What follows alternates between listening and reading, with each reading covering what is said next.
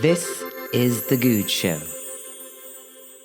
Welcome to this week's episode. My name's Surinder. I'm your host, and this is The Goode Show. Today, finally, myself and Jamie have got it together and we're recording our podcast. I think we started this talking about it much earlier in the year. Yes. You know, Jaime Moraga, she has a very interesting background that we're going to talk about, and it goes way beyond business. You're the CEO of Franklin Revere. Correct. Author of the REVERED. Yeah, Revered, the Power of Female Leadership. Yes, I like that. I like that, the title that you've put there. Thank you.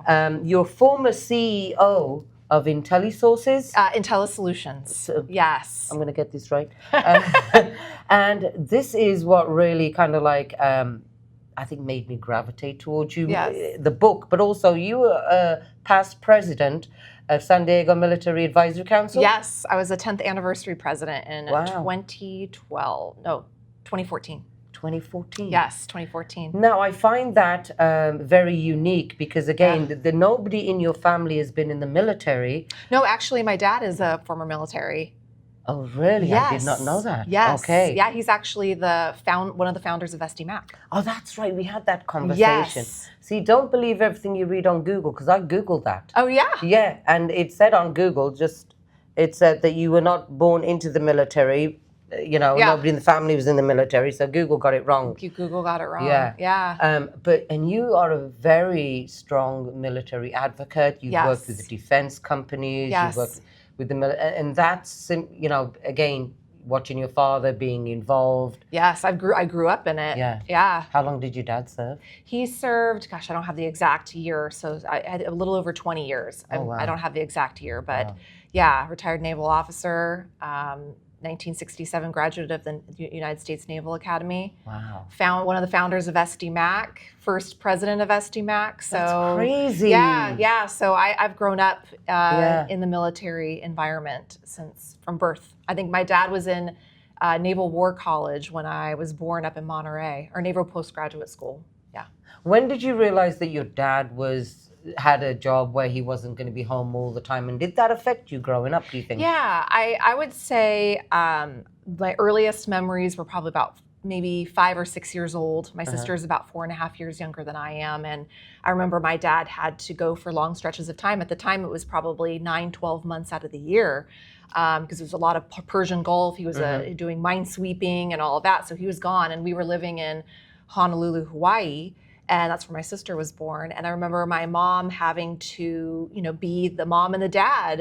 And then my sister and I had to kind of grow up pretty quickly with my dad gone and help my mom and be a good helper for my sister. And I just remember my dad having to send like either videos on VHS tape or those where he's reading children's books. Yes, it's I almost love that. like like united through reading, and we would get those, and that because we didn't have email, we didn't have FaceTime and all those things. So I know that was the way it was. I saw my dad, for those different periods of time. So yeah, it was that, and then the moving around. Yeah. So then changing the schools. How often did you move, do you think? We didn't move as frequently as others did. My dad was primarily on the West Coast, Hawaii, California, and then he went up. His ship was in yards in Portland, Oregon, Beaverton, Oregon for a little bit. I would say maybe 3 or 4 times. Okay. I had to switch schools. Now, switching schools, I recently did a podcast with kids. Yes. How is it for you? How is it really for you? You know what I mean? Because they say that kids are... what is the word? Kids are resilient. Yes, resilient, yeah. I don't like that word. I think it's very overused. Kids are gritty, right? Yes. As they got older, I think the older kids admitted that, they felt that it gave them a bit of an edge sometimes. But then, of course, there were kids that it just wasn't a good situation. Yeah. How was it for you moving schools? I would say there's pros and cons. So the pros would be, yes, I had to learn how to make new friends. I had to adjust. I had to adapt. That part, I think, is carried through my entire professional and personal career with networking, with kind of forging my own path. The negative, I think, was really having to start over all the time. And we didn't have email. We didn't have those ways to stay in contact with people that I've met over the years. So you lost touch with those friends. So you didn't have the, maybe you wrote letters, but I mean, when you're young in elementary school, I mean, how many times are you really writing a letter? I can't even get my son to write a thank you note, let alone So that part was hard, is not having those connections with like a consistent friend community. So a lot of the times I ended up having to be I was around adults a lot more. So I can relate more with adults than I did with like my peer group. That's a really good point you bring up, that obviously you didn't have email or technology where you could communicate with friends. Like now, it's so easy. And going back to your dad sending VHS tapes, I remember, and I preferred it back in the day when my husband was on deployment. Didn't get a phone call. Sometimes didn't know how long he was going to be gone. We would record, I remember Jake and Jordan recording the Christmas book, and then we sent it off in the care package. Nowadays, I talk to spouses, and, with all this technology and FaceTime and everything available, I'm not a big fan of it. I'm not a big fan of it for some couples, because I think to myself, the argument that you're having right now, you're carrying that argument through his deployment or her deployment. That's true. And it never works well. No. I think too, like, because my mom had to really take, the leadership side of the household while my dad was on deployment, and she couldn't communicate. So she really had to make those decisions on the fly. She couldn't sit there and have that argument or have that conversation. It was like, okay, it's me. I'm not going to be able to communicate with him for a certain period of time. So I've got to do this. And so I would see that. And now you mentioned leadership. I want to talk to you about that, because you've built and you've sold a company, haven't you? Okay. Yes. And at what point did you realize that, okay, this is actually going to work? I don't know if you ever really get there. I mean, I think what it is like, I think it's the fire hose in the beginning. Because I mean, I never served.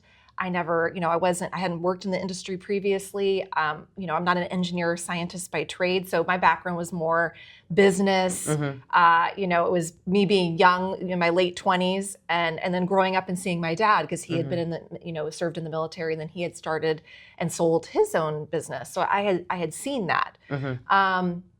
So you're drinking through the fire hose because you're thinking, you have that Elle Woods kind of like it's hard kind of thing, where you're like, okay, I can do this. And then you realize, wow, this is really, there are a lot of high barriers to entry here. There's a lot going on in this industry that I had no idea. And I just had to kind of roll up my sleeves and of course, my dad was present in that whole industry and a well-known leader in that industry, but that only gets you so far. So I had to prove myself, and I had to really showcase my abilities and why somebody would want to work with me and team with me. I think in the first few years, you're just kind of putting the pedal to the metal, and then you kind of start to, okay, maybe I'm getting this. And then you get thrown curveballs like sequestration and continuing resolutions and budget cuts. And I mean, there's all different components that just changed the game. COVID was another one that changed the game. And so you never get comfortable. And it's probably good you don't get comfortable, because then you just start to coast. So every time I thought like, oh, this is steady, I've got this, then you get thrown something. So I felt like I never wanted to feel settled. I always wanted to feel like I'm still learning, I'm still growing, I'm still getting thrown curveballs, I'm still being kept on my toes. And so I never, even through the merger and acquisition, it was the same way. I never felt like I'm coasting and I'm comfortable. Now, did you ever get imposter syndrome? Oh gosh, of course. How did that feel to you? And did you know it was imposter syndrome? I didn't even know there was a term for it, to be honest. In the very beginning, I think it was when you start off, it's that whole fake it till you make it, where I kept thinking that in the back of my mind. Okay, I got to fake this till I make this. And I know myself, I know my work ethic, I know how I am, and I know I'll get there. But yeah, you go through periods, especially for me in the industry. I felt the imposter syndrome because in periods throughout my journey, because I hadn't served and I hadn't worked in the industry previously, and I wasn't a scientist or had that technical background. And so I always felt like I needed to have somebody else on my team with me that had that. So like I can do networking, I can open doors, I can build relationships and collaborate, but I always felt like I needed someone to come in and talk the talk. Yeah. And I could talk about it at a very high level, but anybody who wanted to get into the nitty gritty, I felt like I needed that other person in there. And so, so I had ups and downs throughout the entire journey where I felt like I wish I had more background in that, where I didn't feel like that kind of felt like an Achilles heel at times, I guess. But you just work through it. You have to just kind of tough it out and just kind of, it's just building that I can do this muscle. And so when I had those moments, I'd be like, okay, how do I fix this? How can I build this? Or what changes can I make? What adjustments can I make to work through this to feel more comfortable and confident? Now your mind, how it works, would you say you have an analytical mind? Like you've just said, okay, so when I got to those points, I was like, okay, how do I make this work? Yeah. Are you the kind of person that, okay, is very calm about it and, okay, let's just assess the situation, you know, or is it a case of, oh my gosh, why did I start this? How am I going to get out of it? What am I doing? Yeah, you definitely have those moments too, where you're like, why did I do this to myself? But at the same time, then I just sit there and go, okay, you can figure this out. You're a smart person. And so I would just sit there, like I'm a person that has plans from A to Z. I don't have plan A or plan B. I'm like, I can go all the way to Z. And so I'll just sit there and kind of like, I have to have time to think. I have to have time to step back. I always say, like in my book, I talk about it as like, stay off the keyboard, because you do those instant reactions and knee-jerk reactions, and you don't want to do that. And so I'd always be like, if something would happen or whatever, I'd be like, okay, I need to come back. I need to think. I need to think about this. If this is not an urgent thing where I need to make a split-second decision, I need to step away and think about it. So I am very much like, okay, let me think about this. I need to reflect on it. I'm a visual person, so maybe I have to take out a big piece of paper or get on a whiteboard and just start. And then a lot of times things come to me when I'm like driving in the car, walking on the treadmill, in the shower, you know, and you're just sitting there going, and you can free think. And so that's when I start getting some of those ideas and solutions. And I'm like, okay, I think I got a road ahead. So I feel like there's moments where I'm sitting there going, oh geez, what did I do? Or what am I get myself into? And then I have to sit there and go, okay, that's not going to move you forward. That's not going to move the needle. And I need to calmly go back and figure out what I'm going to do. And then I start to do it. But that's like a mental mindset. Yes. You know? Yes. And I like the fact that you mentioned earlier on, it's you've got the I can do muscle. Yes. Yes. I like that you connected it to a muscle. I did. Yep. So again, when people are starting off and they hit that point where it's like, I don't know why I started this. I mean, this is crazy. It's too much. What advice would you give them? I would say you know, really, you can adapt and pivot. You don't have to, like, everyone sits in there thinks like, oh, I have to do this business plan, and then you have to sit there and like, oh, dust off the business plan, and I got it. You can bob and weave as things go, and you may find that what you thought, what your roadmap was going to be, is not going to be it, and that's okay. And so you have to be able to adjust and sit there and go, what's working, what's not working, and then, all right, how can I make this work? Or let me test some things out, and then be okay with trying it out, and it may not work. And then, you know, before it was like failure was like a fate worse than death. I don't know if you grew up with that thought process too, but failure wasn't an option. Yes. But I like now that people are really talking about as long as it's not something destructive, it's, hey, try things out, and it's not, and if it fails, it's okay. I mean, even my son's learning about that. And when he was a fifth grader last year going into sixth grade, and they were teaching them like, hey, try this out, experiment here, and then be okay with that and reflect on it and learn from it, and then move forward. Don't sit there and get so down about it that you stop yourself. That's right. Or it's adjusting and pivoting.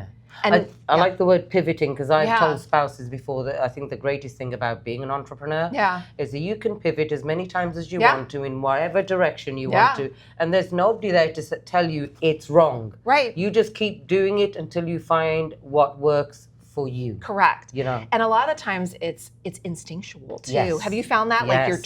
Like there was a period of time in my journey, and I talk about it in my book too, where I lost that connection to my intuition, and I had to rebuild it back. And I'm actually still really reconnecting with it, even in the last few years, and really listening to like what your body says and what your mind says, and like how you feel about it.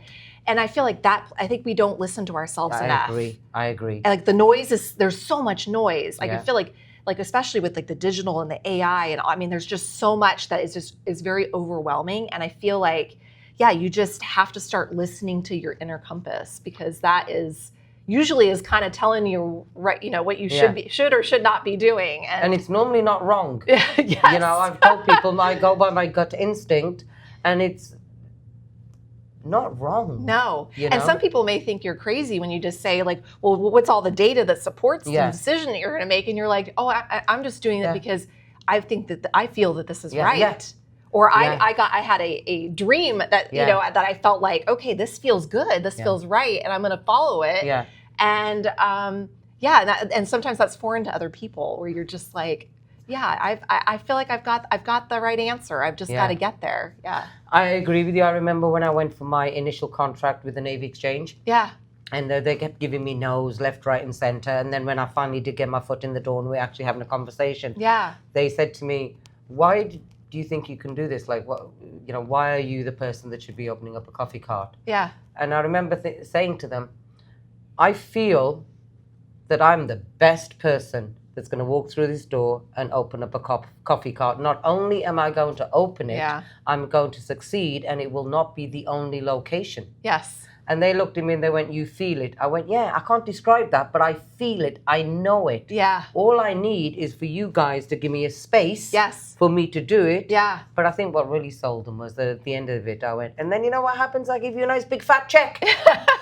And you guys don't have to do anything, But it is a feeling, and I'm really big on feelings. Yes. I know that feelings aren't facts, but I know that if you can make somebody feel good, that goodness that they feel really amplifies all the good chemicals in them, and now they feel that they can do anything. I agree. Yeah, it's that belief. Like, and that's one of the primary reasons why I wrote my book, was I wanted to give people, other women, the opportunity that I didn't have, to have a book that can give them insights and guidance in it, and words of wisdom that they could then use for themselves, and then see that other women, myself, and then the other women I profile in the book, what they've done. And it's like, okay, seeing is believing. Yes. And that gives them like, okay, if they can do it, maybe I can do it. And so that's like why one of the primary reasons I wanted to write the book, is to give other women who want to be a CEO, or who are currently a CEO and feel alone, or who want to be a CEO or founder or an entrepreneur, the ability to sit there and go, okay, if these women did it and they're similar to me, then I'm going to try too. I like that. Now, I haven't done any research on this, but are there a lot of women that have written books about leadership? Because obviously I know there's a million men that have written about leadership. There are female leadership books out there. A lot of it, when I was doing my research before I started to write my book, it was more someone writing more about like a specific topic or a specific thing, versus mine is more the CEO journey from founding to exit and everything in between. And then it's my journey. And then I have women profiled in there who are different ages, backgrounds, business sizes, industries. And they're in that they're in the founding middle, what I call the experienced veteran, and then the retirement transition exit era. They're in it right now. So it provides, like, if someone doesn't identify with my story for whatever reason, I want them to be able to go, I identify with this person or that person, because I'm in the middle part of my journey, so I identify with this person. And they can get something out of it. And what's cool about it is it's kind of like a guide. So then when you're going to continue to evolve and grow in your business and your journey, and what may resonate with you right now, another piece of the book may resonate with you later. Yeah. So you could go back to it and go, okay, I'm in this phase, this new phase now. I'm going to go look at these stories in a different light. And so it's kind of one of those things where you can go back to it. Yeah. I like that. Now, leadership, sometimes it's a very broad subject, you know. Absolutely. Do you think that, first of all, Have you had experienced shitty leadership? Yes. Okay. Yeah. Do you think that women are better leaders than men? And I'm not starting a gender fight here, but I've asked a lot of women in leadership roles that question, and the resounding response that I've received is yes, because and I tend to agree with it, because sometimes we're more open to being vulnerable. Yes, that was one of the things I was going to say when you asked that question. I'm gonna kind of stick in the middle on this one, because I've had fantastic male leaders in my life, and then I've also had bad male leaders, but I've also had good female leaders and bad female leaders. So I feel like it really, if you, the ones that have the commonalities are the ones that are, empathetic. They do have the vulnerability. They'll sit there and adapt. They can adapt. They can sit there and reflect. They're open. They listen. So and then so I feel like there's pieces of leadership, whether you're male or female, that will show success. Because I've had instances where I've had poor female leaders and I've had poor male leaders that I've encountered. Have you ever told those poor leaders that, well, not use the word poor leaders, but have you ever kind of like, hey, I didn't get that, or don't, or have you ever given them feedback? It depends on the person. If I feel like they may be open to feedback, then I would be willing to provide it. If I feel like it's not worth my time or my words, then I usually don't. And then I try to steer clear of maybe working with them again. Now, a lot of people ask this. I've got all my questions written down here. Yeah. And you've answered a lot of them, actually, because I was going to ask you what prompted you to write the book. Yes, and I can go in a little deeper if you want to. I would, yes, I'd actually like that, because you gave me one reason, but I'm sure there's a couple of reasons as to... And then writing a book in itself. Yes, I'm happy to talk about that, too. That to me, it seems long. Oh, yeah. So how do you came up, you decided you were going to write a book? Yes. So I had always wanted to write a book since I was a young child. It had been a bucket list item for me to do. Okay. I always thought of it, I was going to do either fiction or like a children's book. And so I had sold the business back in 2022, and I had a time period where I was going through that retirement transition exit period. And, who am I now?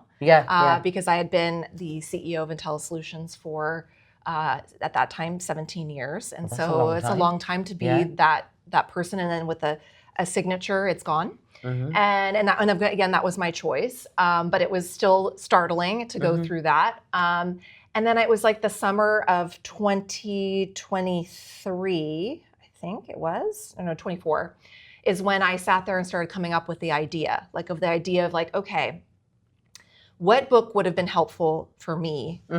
And this is like 10 years ago. I've had a business for several years.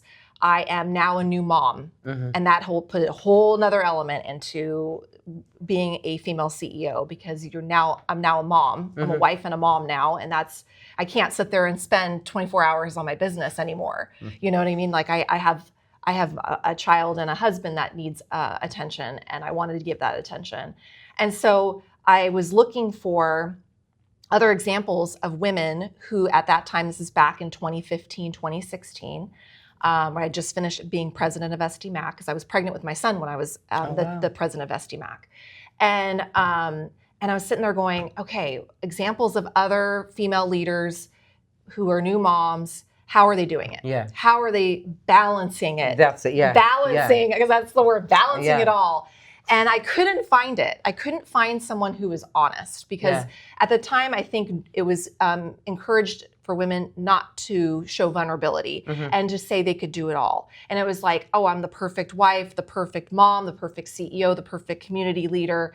I don't do anything. Everything's great. And my life is fantastic. And that's what's now put out on at the now social media. And I'm sitting there going, well, why do I don't feel that way.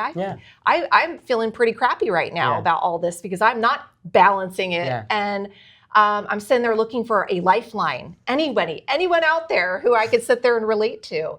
And I couldn't find it. I could find little snippets here and there, but I couldn't find what I was looking for. And again, like in the last 5 or 6 years, we've seen podcasts and blogs and people on Instagram and LinkedIn and whatever, a Substack, any of those platforms. And female leaders are definitely showing more of that. Hey, this is the real life. This is the behind the scenes. Yes. This is not the, this is not the pedestal that, we all sit there and think we are on, the revered part, And so I wanted to contribute to that conversation, but the book, back to your original question, is that there wasn't a book that had the female CEO journey from founding to exit and everything in between that showed what it was like going through all those things, and then adding in the motherhood component and adding in all of those different components, messy middle components, or the messiness of life components. And so I wanted to show a really original, authentic version that's informative and still motivating, because I want to motivate people to become entrepreneurs and CEOs and board members and all of that. And so I really wanted to show that journey. And then I thought, I don't want it to be just about me. I don't want them to think, oh, this is just a military and defense book, or this is about contracts, or this is about just me. That's why I wanted to show female leaders from all different perspectives. So I've got, a farm, a flower farm from Idaho in there, a mother-daughter duo, all the way to someone who was on, running a Fortune 500 company in New York City, and everything in between, and different business sizes and backgrounds and all that I talked about earlier. And so I really wanted to showcase that. So I really wanted to create a book that I wanted 10 plus years ago, and hope that people could find nuggets in here that will make them feel encouraged, or make them feel motivated. Or if they sit there and go, why am I doing this? I can sit there and go, wait, look at something and go, okay, this person also had a similar issue, or and they could get that sense of feeling less alone and more comfort, and then going, all right, I'm going to keep going. How long did it take you to write?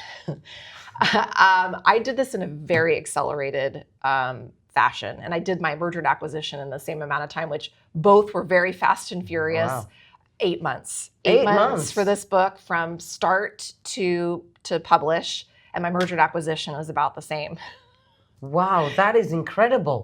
But I don't advise it, because I don't think my son and my husband saw the whites of my eyes for 8 months for either the merger acquisition or this book, because when I go in, I go all in. And it was really weird, because I got consumed. It was one of those things where you're like, I don't know if I'm going to have enough words to write. I don't know if I'm going to have enough, they were like, oh, well, the publisher was like, you need to have 40 to 45,000 words. That's what they said your goal was. And I was sitting there thinking, oh my God, I only write 75 words a week for the Union Tribune's Econometer column. How am I going to write 45,000 words? And I ended up my original rough draft was 90,000 words. Wow. And I had to cut it down. And this ended up being 64,000 words. But it was one of those things where all of a sudden I had my outline, and then I just started to go. My parts came, I started writing all of my stuff. And then when I started doing the interviews with the women, and then I would get consumed with writing their chapters. And I fully immersed myself. I would sit there and put on headphones, and I would play music that I thought related to each woman. Idea. Yeah, so I had my own songs that I kind of listened to for my parts, and then I'd put on each woman that I had a themes, like an artist or a playlist or something that I listened to get myself immersed into their worlds. Yeah, and so it was very late nights. 1, 2 in the morning, and then I would, when my son and my husband was at work and my son was at school, it was I try to power through during the day, and then, it was a lot, but it was, I got it done.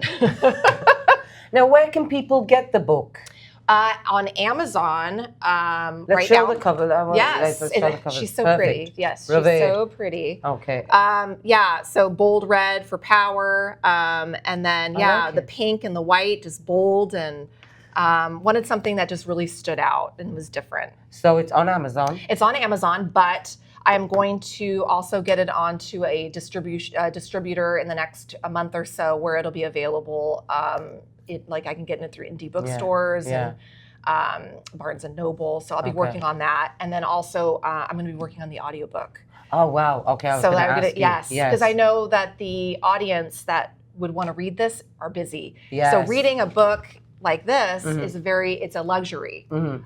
So the audiobook will allow women who are commuting, they're exercising, they are, maybe they're at their child's soccer practice and they could have that and listen to a few chapters. So so I'm going to start working on the audiobook next month and then hopefully get it out by this fall. So that would be you work real fast. I do. So it'll be like Spotify. It'll be on Spotify, Audible, and Apple. So that's the goal, is to get that out. Okay. I'm interested to read it because especially when, we hit on balance. Yes, and it's, balance with the quotes. Yeah. And I talk about that in here too, so. Because somebody recently asked me, they were like, Surinder, how do you, balance between what you're doing and your family? And I looked at them and I went, I suck. Yeah. I totally suck at it. Yeah. For many years, Thursday night has been my night where I don't sleep. I just work all the way through the night. I did that on my husband's deployment. I did all the paperwork, whatever, and I functioned very well on the Friday as well. Yeah. And it became such a habit. And recently, about a year ago, I was like, okay, I'm going to have to start doing that because it is difficult to balance. Now, my kids are older. Jordan's 17 and Jake's 22. Yeah. But I feel like, I've accumulated a third child since my husband's been working from home. And you want to make sure that they're okay as well. Yeah, absolutely. So, it is, and I said to the person as well, I said, I think, and this is nothing against guys, this is not a gender thing, but the facts are men do have a lot more time to devote, to be engrossed in their career. And I do come from an old school of where dad should be, and it should be a little more relaxed for mom.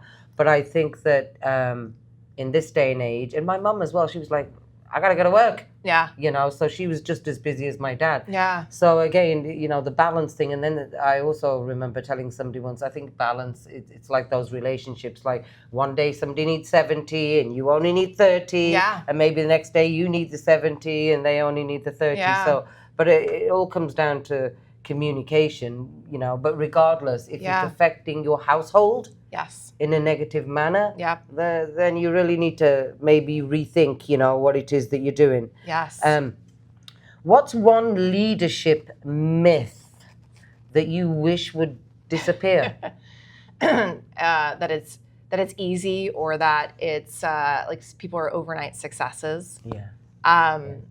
Yeah, it's not. They don't see, and I talk about that in the book too. Is that like the illusion, the iceberg illusion of success, and revered, which is really like putting someone on a pedestal and just thinking, oh, it's just so easy for them. Like it's not. Yeah. There's a lot that happens below the surface. They don't see the sacrifices. They don't see the late nights where we're up until 1 and 2 in the morning, or getting up at 3 or 4 in the morning before everyone wakes up to have a few hours to get things done.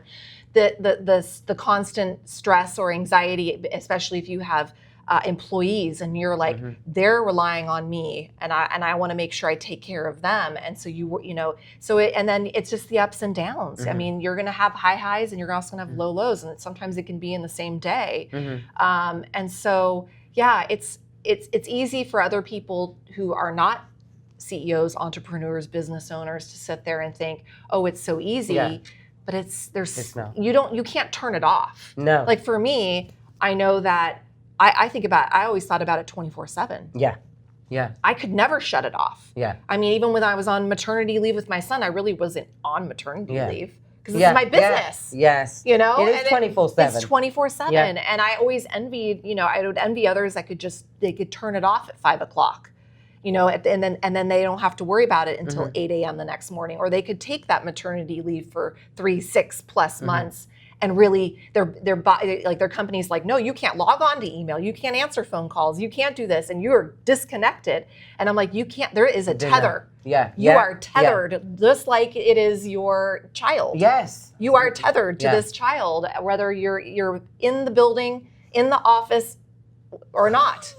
So I might not be physically in the office, but I'm thinking about this business all the time. Yeah, I think you have to, and I think that's like a lot of people will say it looks easy, or and then you realize that when these people actually start it, you realize who the entrepreneurs are, because I've met some people that have admitted, And I think it's a good thing that you get to know who you are, you know, Yeah. that they've admitted, oh, well, we didn't realize it was going to be this much work. I know. And I'm like, well, the buck starts and stops with you now. So it's always going to be ultimately down to you. Yeah. To make There's no one else behind you. No. Because I'd sit there and be like, if something hard would come in, a decision or something, and you sit there and be like, oh, there is no one else behind me. I've got to answer. I've got to do.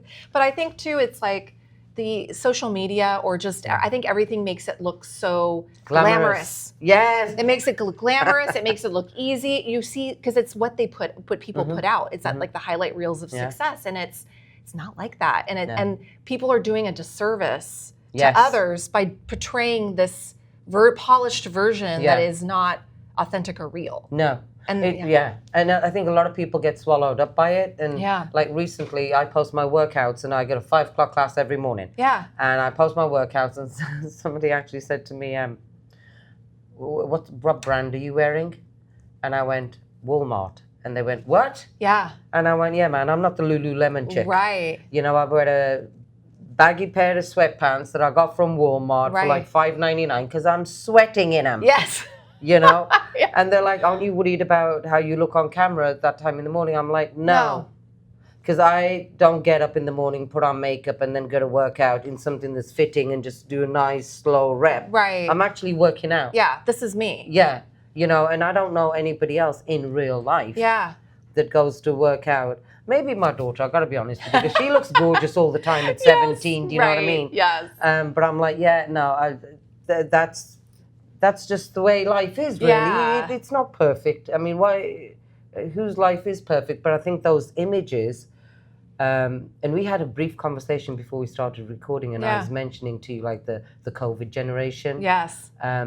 Those images, I think, of perfection really disturbed or had an effect on those kids. It makes you feel bad about yourself. Yeah. Because I'll sit there, I'll sit there and have people that I've followed on social media, whatever platform. Yeah. And I'm sitting there like, why? Now I feel bad about myself. Yes. So then I have to sit there and be like, I need to stop following this person or mute them, because I just know, like, this isn't ringing true to me. This seems very scripted. This seems very not authentic, you know, not original. And I don't subscribe to that. That's just not me. You know, I'm like, you know, I wrote a book about being, you know, originality and authenticity. I'm not going to sit there, you know what I mean? And I don't want to portray that myself either. I don't want to be a person that, and that's where I struggle with social media a lot of times, is I don't want to put myself a false narrative out about myself that's not true. Like, I want to be who I am, you know, and be authentic to myself. Yes. And so that's where I'm like sitting there going, shoot, man, I know I need to be out there to help promote the book and do what I need to do. It's this push and pull that I really struggle with, because I see other peer groups that do it, and you sit there and go, oh, I really should be doing this, but I don't want to, because it doesn't feel like me. Yeah. And I mean, I've had this conversation even with my son in the car, because we'll just sit there and chit chat as we're commuting around, because I'm like his quote unquote Uber driver for all of his like school and activities and everything. So we have good conversations while we're driving in the car. And I'm just sitting there going, I just want to be myself. I don't want to sit there and feel like I have to put a false narrative out or portray myself differently, because that's a lot of work. It's a lot of work to not be yourself. Yeah. And you know, I remember I'm a presenter with the Military Veteran Entertainment Awards. And one year, the guy said to me, okay, so he said, what are you going to be wearing? You know, what dress are you wearing? And I looked at him and I went, dress? Yeah. Joe, me in a dress? Are you kidding me? Yeah. I went, but don't worry. I will look the part, but I'm not wearing a dress, you know? And I actually ended up wearing a tuxedo. I saw it. Oh. Yes, I saw it on your social media. Thank you. Beautiful. I loved it. Loved it. Last year, Men's Warehouse were very gracious in sponsoring us, but the year before, I'd bought on sale some Hugo Boss men's pants. Yeah. And found a shirt, and I was like, this is what I'm going to do. And it was me. Yes, I saw that, and I think that's why, like, I gravitate towards people like you and others that that just, you're you. Yeah. Like, you're not trying to be anyone else. No. And I love that. And I love that. I think that's the great thing about entrepreneurship as well, because you can be you truly 100%. Yeah. And I've, you know, come across those people. And then there's been times I felt like this as well, to your point. You know, you see a peer group on social media and they're so put together and polished. Yes, like they have the video's great and the outfit looks great and the hair and makeup looks great, and you're just sitting there going, oh, I can't do all that. Yeah. I can't do all that. It looks exhausting. It does. I don't have the time to do that either, you know. It's like somebody said to me, well, you know, you need to start putting on stage makeup. And I went, for what? Yeah. And they went, well, if you're going to be podcasting. I'm like, dude, this is what I look like. I can't. Yes. It's what I look like. I mean, you know, if they don't want to look at me, they can just follow me on Spotify or someplace where it's just audio. Exactly. You know. They listen to you in the car. Yeah. I'm like, dude, I can't. I'm too old and I'm too ugly to change that shit now. That is not true at all. I'm just like, that is not true at all. It's just, I feel like we just want to be ourselves. Yeah. We just want to be ourselves, and we want the audience that wants to be with who we are. Yeah. Not who we are trying to be or who we are trying to portray out there. Yeah. And that's why when I was sitting there like 10, 11 years ago, is all those women were just trying to be someone they weren't. Yeah. And portray that publicly because they didn't want to show, hey, life's messy. Yeah. It's not sunshine and rainbows and roses every day, you know? No. And you're not the perfect businesswoman and the perfect mom and the perfect wife. No. You might have glimmers of it every once in a while, but it's not going to be like that all the time. Somebody said something to me this morning on the phone. They went, we were talking about somebody's progress. And I went, well, how do you think they're doing? And they went, well, we're not looking for perfect. We're just looking for good. Yeah. Because perfect doesn't exist. Yeah. You know, and they are doing good. I went, well, that is a great way to look at it. And, you know, I come from a culture and an era and a time frame where, you know, in the Indian culture, I was told what to do, how to do it, when to do it. Then I was judged upon it. Yeah. You know, and so for me, I've always decided that when that time was right, that I was going to do my own business. I just wanted to be me and be comfortable in my skin. Yep. And I think like when I ran the coffee carts, the stuff I used to say to the guys then, you can't say it now because people would get upset. Yes. You know, but it was a lot of smack talk, you know, and they loved the banter. Yeah. Mm-hmm. But that's who I am, but you really can't say that. Yeah. You know, and I'm just of the school of, well, I'm sorry, but that's who I am. Yeah. You know, I just, like I made a comment the other day, I'm going to kill two birds with one stone. And somebody turned around to me and said, do you know that's not politically correct? And I went, I don't know what politics have got to do with two birds with one stone. I use that phrase a lot too. And I was like, well, how is that bad? Well, now apparently in some dictionary on the East Coast, and I can't remember the name of the college, they said that that's incorrect and it's offensive towards birds. I'm like, okay, I'm not really killing, you know, two birds with one stone. I mean, come on, people. I love and that's the thing. It's like I'm such a visual person that I love metaphors and analogies. Yes. And that's it. Like that's all it is. And so I say a lot of similar things to that because it just, to me, it's like a visual representation of what you're trying to do. This brings me to my next question because there's a lot of people out there that are successful. Yeah. And that pretend that everything is okay, but have you noticed like a commonality between those people, those that are successful, but there's always something that isn't perfect, like, you know, how they started the business or even how they run the business. Yeah. You know, what is it that you think they pretend, let me rephrase it, they pretend that it's not important. Yeah. As part of entrepreneurship, but really it's kind of important. And it's not just the image. Because a lot of people will think, oh, it's all about the image. Yeah. What do you think that is really important that most people pretend, and that's no big deal, I did that? Yeah, I think a lot of it is, I probably have a few that I could say, but I think reflection is probably an important one because I think as an entrepreneur, you're always looking forward and very rarely you look back. That's a really good point. And a lot of times, like I think a lot of entrepreneurs, I know I myself have a hard inner critic sometimes. And where is the bar? Where's enough? Mm-hmm. Where is the enough point? Because I always feel like, I can push myself harder and harder and higher. And you don't, I when I wrote the book, I had to really go back 20 years to reflect, longer than that, but the 20 years of my journey, professional journey, and reflect. And I hadn't really done that before. And I'm still like, wow, I've done a lot of cool things. And I never really gave myself the proper credit for it at the time, because I'm sitting there going, okay, I've done that, check the box, move on, go to the next thing. What's next? And everyone's like, oh, what's on the horizon? What's next? What's on the plan? And you don't get the opportunity to look back and give yourself that proper credit and that proper, like, hey, you did that. That's amazing. Not a lot of people can do that, and you did it. So I think reflection's a huge one that a lot of us just throw to the side, and we only reflect when forced to. When you force yourself to. For me, when I was writing the book, or when someone makes you look at, like, say, stops you and goes, wow, like, look what you accomplished. Like, give yourself a few minutes to sit there and go, that is cool. You did this. And then I think a lot of it too is just the grit and being able to pick yourself back up after encountering challenges and failures and setbacks. And it's the word resilience, but it's also grit, like you said. And a few of the women in the book use the word scrappy. I like that. Be scrappy, And so, I liked, like, how these women were, in the face of challenge, in the face of adversity, in the face of obstacles, they didn't let it stop them. They're like, how can I move forward? How can I figure out the way? How can I solve this problem? And then move forward and be successful. And they didn't let that stop them. You're talking to challenges. What was your biggest challenge, do you think, in building your business?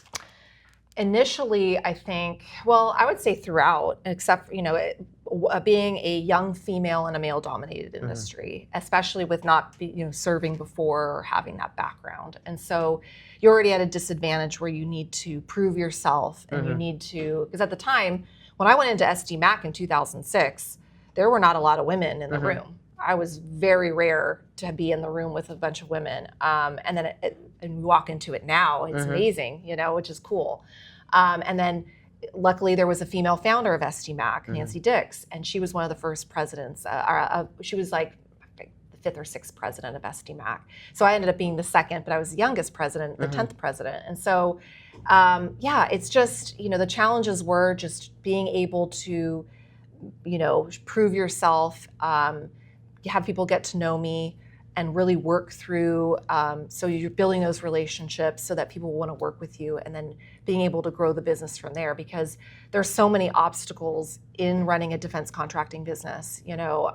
There's so much chicken or the egg kind of thing, where it's like you need this to get that. And so it's a lot of trying to figure that all out. And so those are the different challenges, especially in the beginning, where you're trying to navigate those obstacles, and then also trying to be in a very relationship-based, male-dominated industry, and then have people want to take your call and meet with you and team with you, and then go from there. What is success to you? I feel like success has evolved for me. Like, my definition of success is different now than it was when I started my business in 2006. So my definition of success in 2006 would just be like, oh, I want to build this great business, and I want to sell it, and it was more like monetary, more, that kind of stuff, where you're just, and then achievement based. I think success for me now is like, how am I feeling about it internally? Like, am I proud? Is there pride about it? Am I happy with what I'm doing? Do I feel like I've achieved what I've wanted to achieve? So I feel like it's gone from those kind of monetary kind of goals to more internal goals. And how I want to feel about what I'm doing, what legacy I want to leave, what I'm trying to accomplish, and I want to be happy with it. I don't want to sit there and have numbers tell me to be happy about it. Yes, I think that comes with, because I feel the same way, and I think, again, when I was younger, the money, the material things, you wanted the big house, you wanted the big, let's have a nice car. Yes, because that's success. Yes, visible success. Yes, it showed other people you were successful. You know, and I'm sure you've come across a lot of successful people that deep down inside, they're not happy. Yeah. You know, so now at my age, I'm thinking to myself, success for me is, you know, just being happy, being content with what I have, knowing that it's my pie kind of thing, and I can pivot this way or that way, you know, and it's a different kind of success. It is. You know? Yeah. But I think that comes along with experience, and it comes along with maturity. I agree. You know? And I think too, like when I started my business, I was single, I wasn't a mom, and that whole journey from that to now my son's going to be a middle schooler and married, and it just changes and evolves, and you have life experiences along the way, which I address in the book too, and those things also impact you in the way you view things. I used to, I was talking to a military spouse recently, and I said the 6-8 months that my husband was on deployment prior to us having children, I would work every day as hard as I could, because there was nobody there stopping me. And quite honestly, I was happy. Yeah. I'm happy at work. Right. It's my own chaos that I've created, but I got it, Yes. And it allowed me, obviously 9 times out of 10, I knew when Goode was going to come home. So it allowed me to maybe take some relaxed time when he did come back home, because I've worked the whole 6-8 months, and so it was easier to build a business then. Yes. I can honestly say as well, I think since I've had the kids were more adaptable to. I remember going to work with Jake one morning at 4 o'clock in the morning. I had him in the little thing in the back, and I was like, you got to come to work, bud, you know. But then, I had family. Well, I got one family member here, but I had lovely neighbors. Yeah. I mean, again, the military is the only entity that I know where you kind of like ask a stranger to be the emergency contact for your kid at school. Do you know what I mean? Yeah, because it's a community. Yeah. You need it. You need to be there for each other. But I think the hardest balance that I found is between myself and my husband. Yeah. It's that balance that I can never get right. You know? And so, again, but as I've gotten older and I've begun to realize that, okay, it's only going to grow as fast as the circumstances around me let it grow. And I've learned to accept that as well, so I'm no longer pulling my hair out. Which, quick side note, what star sign are you? I'm a Taurus. Are you a Taurus? Okay. Yes. I asked you that because you operate, I'm an Aries. Okay. And I'm of the school of, as well, of like, okay, did it right, check, what's next? Yes. Yes. Let's just do as much as we can do. Yep. And somebody did have to sit me down and go, look what you did, look where you worked, look who you worked for, look who you know. I know. And then you don't think back at those things, and then you don't celebrate yourself. I know. Yeah. Exactly. Because you're always on to the next thing. Yeah. And for me, it was always like, okay, I've achieved this bar. Now I got to go to this next bar. And then it's as I've in this last year, it's like, where's the bar stop? Yeah. Where does the bar stop? So that's where I'm like sitting there going, okay, I am a hair on fire, hamster wheel. Never say die. Yeah. I feel like Lead San Diego. I did a podcast with them. They said I was a goal chaser. And it's true. And it's like, where does that? Yeah. Where do you? There's pros and cons to that. Yes. There's pros because I continue to push myself. I continue to grow. I continue to learn. I continue to. But then there's times where you're just like, why do you don't want to be on that hamster wheel forever either. You want to have like that. Like I have a series like I talked about on my Substack, and it's like my 2026 aspirational self, and it was like a viral Instagram post a thing back in January, and people put, and I thought, I'll do this for fun, whatever.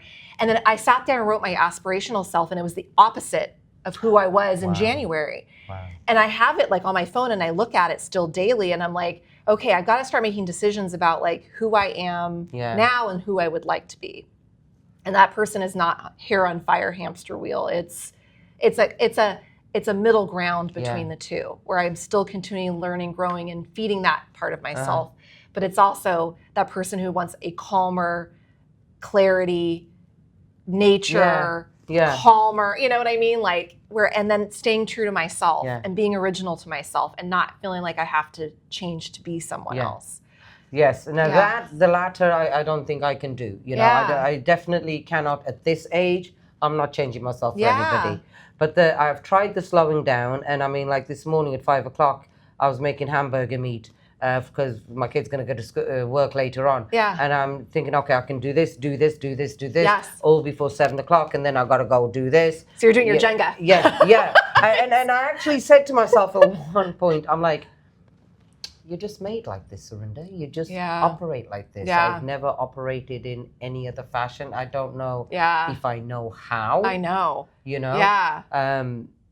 But it's again, it's my chaos that kind of like, I know what's happening. And going back to your A to Z, where I remember when I went in the Navy Exchange and told them about my big idea of opening up coffee carts.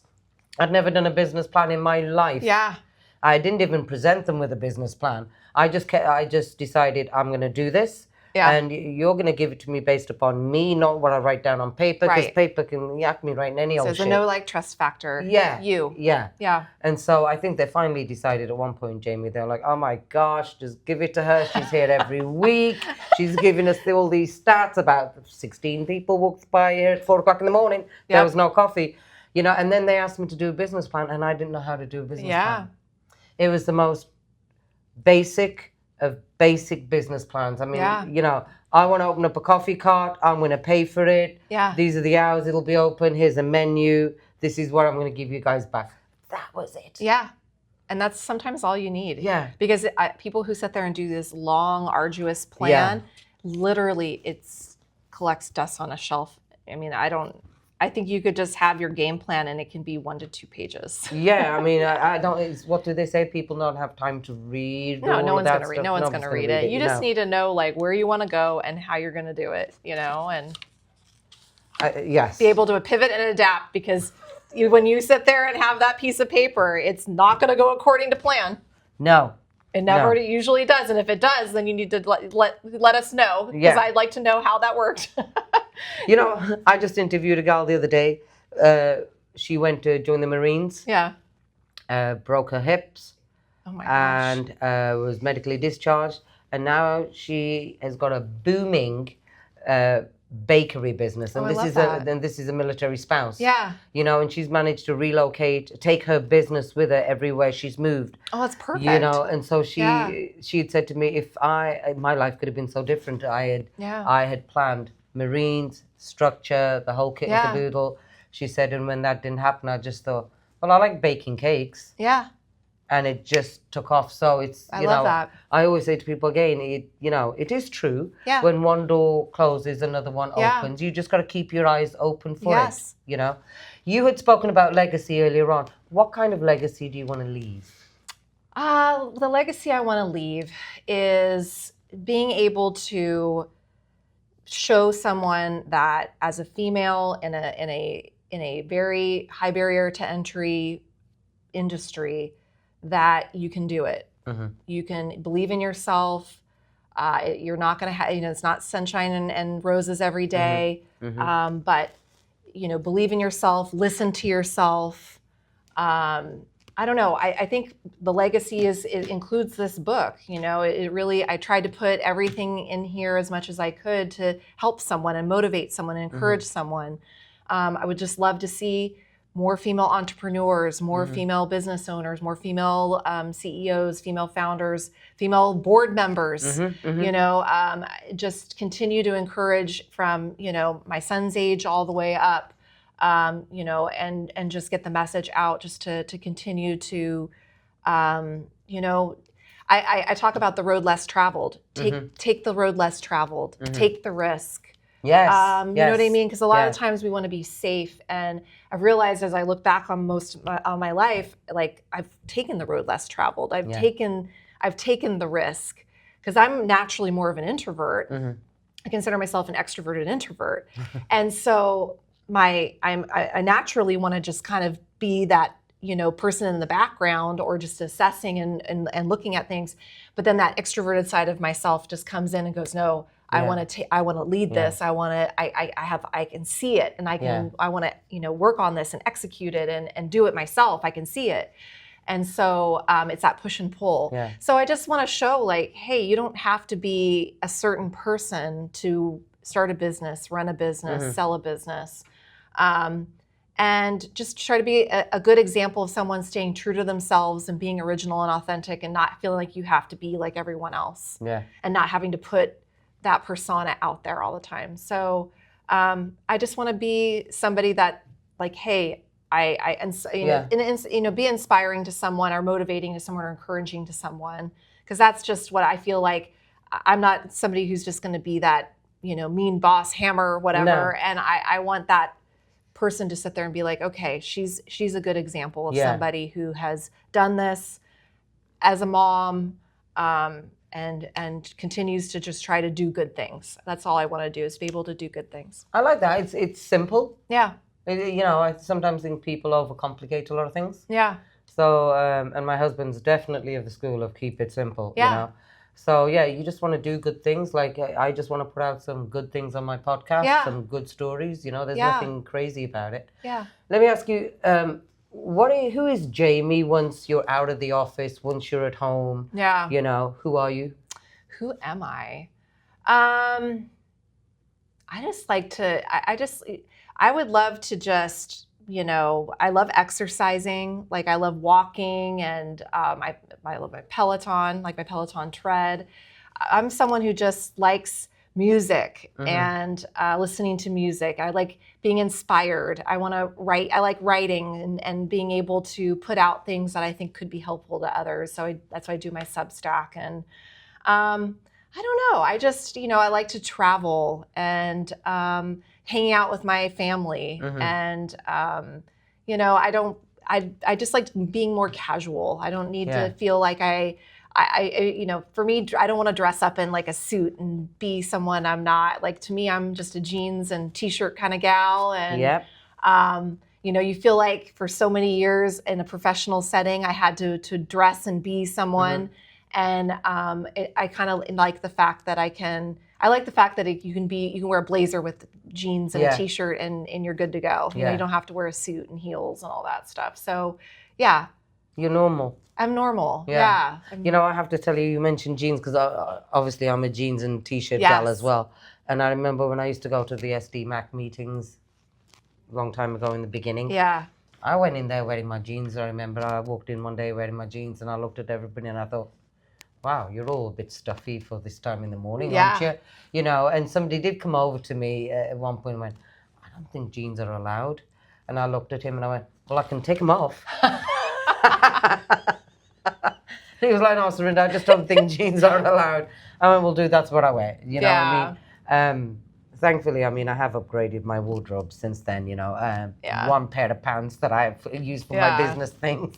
But I think you're just, people can resonate with you, can relate to you. I want to be genuine and relatable and friendly and open, encouraging. Yeah. And I'm proud to say that I'm very similar to who I was when I started my business. Like, I didn't feel like I had to change myself to be a CEO or to be a founder or entrepreneur. I just wanted to stay true to myself. And of course, I've evolved and grew as a leader, as you mature, as you grow, as you encounter ups and downs. But I'm still that same person back in 2006 that had that Elwood's mentality of never say die and what like it's hard.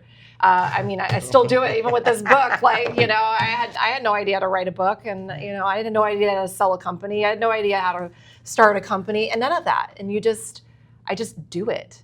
It's crazy you should say that, because somebody interviewed me when I had the coffee carts, and they turned around to me and they went, well, how did you do it? And I went, I don't know how I did it. I just know that I got up every morning, came to my location, sold coffee, and they were like, but how did you know what you had to do? And I went, I really don't know. Yeah. I learn by doing. Yes, you learn you learn by doing. Yeah, and now I think the first week, everybody that asked me for a mocha ended up with hot chocolate, really. Because as they walked away, I'd be like, oh, there's espresso. Right.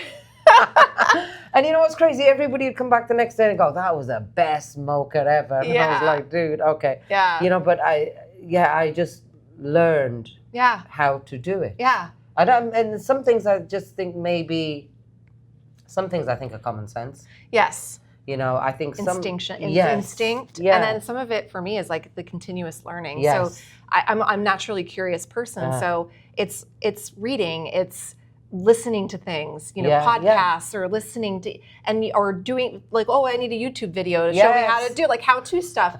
You know, and like those, you take pieces from things and then you learn and you grow from that. And then you just kind of, you make baby steps every day. You know, you don't have to, you know, Rome isn't built in a day. And even though I would love it to be built in a day. I mean, my personality is, I have, my to-do list is like this long for my day. And then I realize, oh, maybe I need to be more reasonable and it should be this. Yeah.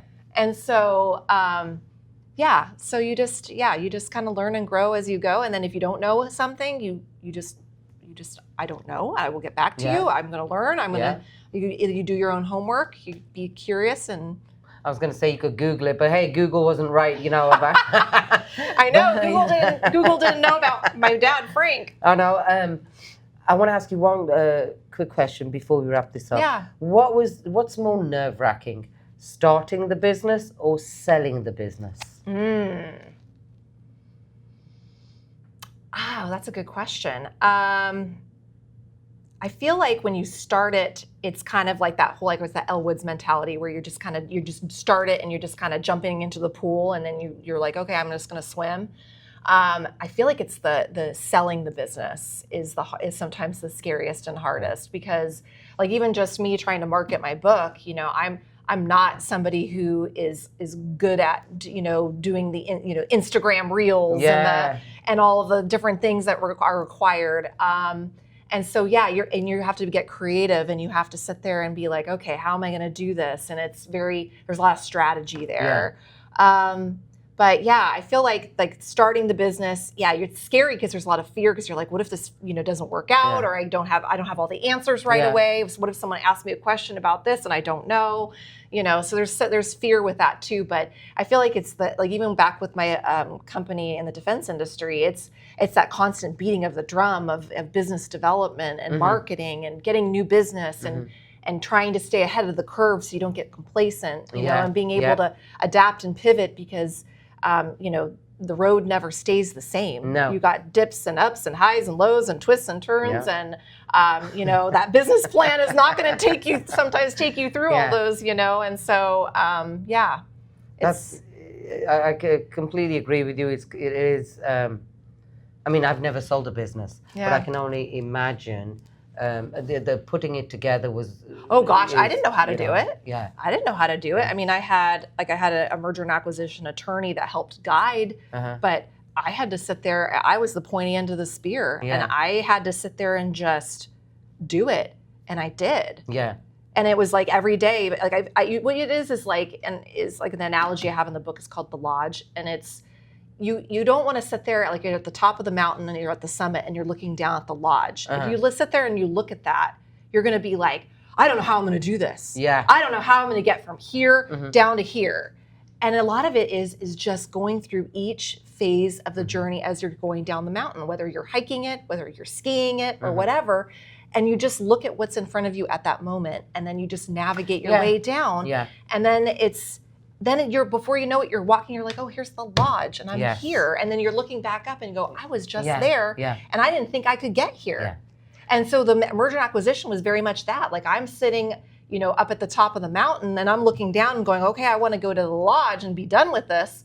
And I had to go through every single phase. And, you know, I would just encounter something, and then I'd be like, all right. And then I'd sit there and methodically figure it out. And then I'd look for, and a lot of it is like, I don't know everything. So then you'd have to sit there and you go, I need to find an expert in this, or I need to talk to someone about this, or, you know, I'd have an advisor help me with this. And then or a consultant, and then I would sit there and be like, okay, and then we work that. And then you'd do, okay, the next wave of due diligence would come in, and you'd be like, okay, I got to do this. And then, I would just help guide the process. And then before you know it, you're at the lodge. You're at the lodge. My husband puts it down to what he taught me is he's always saying to me, what's your 5-meter target? Yeah. What is your 5 meters? Because I'm always looking at 200 meters. That's what I'm going. Yeah. He's like, how are you going to get there? Yeah. And it's crazy because, again, sometimes I don't really know. Yeah. But I just know I'm getting there. Yeah. By hook or by crook. Right. I'm going to get there. Well, you have confidence in yourself that you're like, I know I'm going to get there. And I'm going to figure it out. I don't have the answer at this very moment, but I'm going to get there. Yes. And you believe in yourself enough to know that. Yeah. See, and that's half the battle right there. Like for me, it was like, I know I'm going to do this. Yeah. There were many times I was like, wanted to give up and not do this because it was hard. Yeah. But I knew like I wanted to be able to do this. Yeah. I wanted to be able to hold it in my hand and be like, hi, and I have this.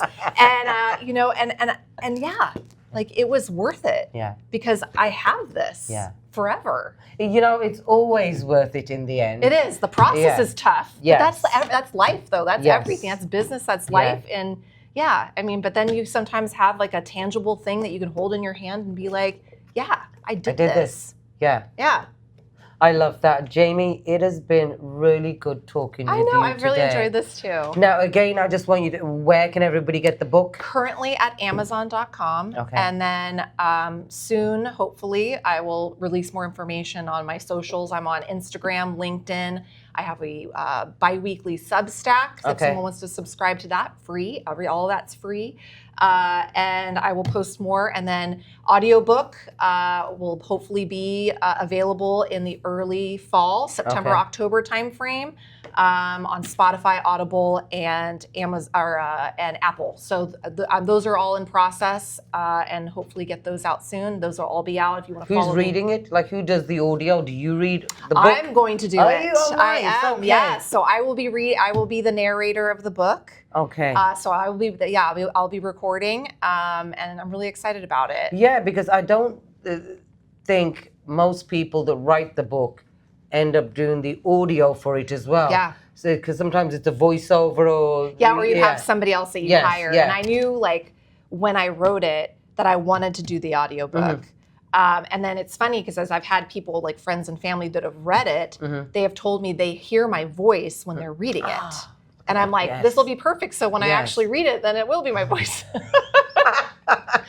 So I like that. so I'm excited to actually, because I read and published this back last fall. So for me, I'm going to be reading this again, out loud, and it'll be interesting to revisit it in that way.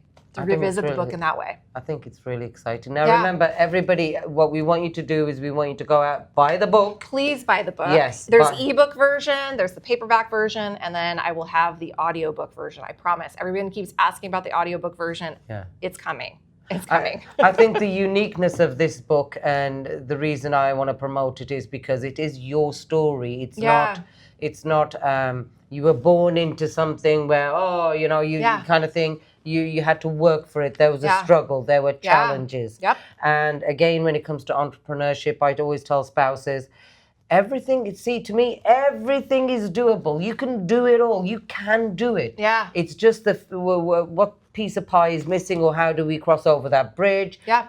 What's the missing link? Yep. I think, if you want it, you can have it. I tell my kids all the time, I want you to be hungry. Yeah. I want you to be hungry for something, Yeah. Going back to the point that you'd made very early about don't get too comfortable. Don't get too comfortable. Yes. I know. Yeah. It's tough because being uncomfortable is something I typically wanted to avoid, but I always put myself into uncomfortable situations. But then when I talked in the book with Star Edwards, she's the CEO of Bitch and Sauce here in San Diego. Oh, I love that. And one of her leadership tips one of her superpowers is being comfortable with being uncomfortable. Yes. And it reframed it for me. So it's like, okay, I need to put myself into an uncomfortable situation sometimes, so that pushes you to grow and evolve. Yeah. And I didn't really realize that I've always been doing this. Yeah. I've always been doing it already. Yeah. And I was sitting there trying to avoid it intentionally, but I was doing it anyway because I was taking the road less traveled all the time. So I'm like, it's that extroverted introvert side. The extroverted in me is just like, okay, but you're doing it. And it's true what they say as well. When you've got to have the high, you've got to have the lows to have the highs. Yeah. You know, all those cliche things I used to hear growing up. Yeah. They're all true. You've actually, you just got to. The hardest thing I think for most people is start. Just start. Yes, just start. Yeah. Yeah, just Agreed. start. You know, Agreed. and once you've started, I know that with myself, like once I start on something, there really is no stopping. It's like I've started this, and like you, I am 150% in. There's no gray in my. Yep. Yeah. I'm all in. Yeah. Yep. Or I'm all out. One of the two. Right. One of the two. Yes. You know. Listen, it's been great talking with you, Jamie. I enjoyed it. I'm going to read the book. I am completely inspired by your story today. Thank you. And it also makes me feel somewhat normal also because, again, you think everybody else has it right and everybody's got the balance. And I'm still learning. Everybody's found the secret, but I don't have it, Right. you know? Yeah. And sometimes, to be honest with you, I don't want to find the secret because life is much more entertaining. Yes, it's interesting. You know? It is interesting. Yeah, you don't want the end chapter of the book. You kind of want to, you know what I mean? You want to just, keep it interesting and keep learning and growing. Now, this is a great book for entrepreneurs, so please like, follow, share this episode with another military spouse who started a business or is thinking of starting a business. Share it with any woman. Yes. It's for all women and for guys as well. Yes. Read it. It's great for leadership, and it's a little different from those male leadership books. I mean, I've been given a lot of male leadership books, and sometimes I'm like, okay, guys. Yes. It's like, okay, yes, you know. Absolutely. My name's Surinder. This is Jaime Moraga. This is The Goode Show, and we are out.